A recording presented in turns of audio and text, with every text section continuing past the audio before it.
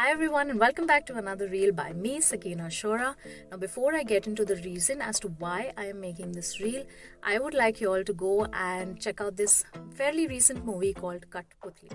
Now, spoiler alert, almost the entire plot of this movie revolves around the fact that there is this young girl, she has a hearing impairment, she goes to school and she wears a hearing device that records sounds.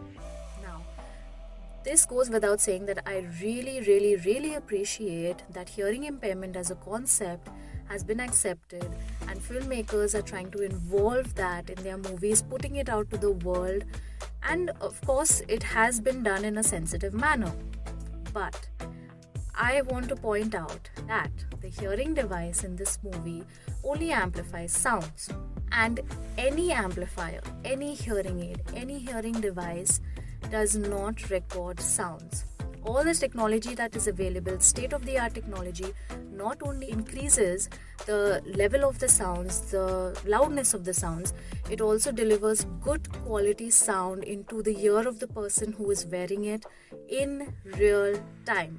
I cannot stress this enough. In real time this is done with barely any delay so that the person wearing the hearing aid can connect with their environment and with the people around them.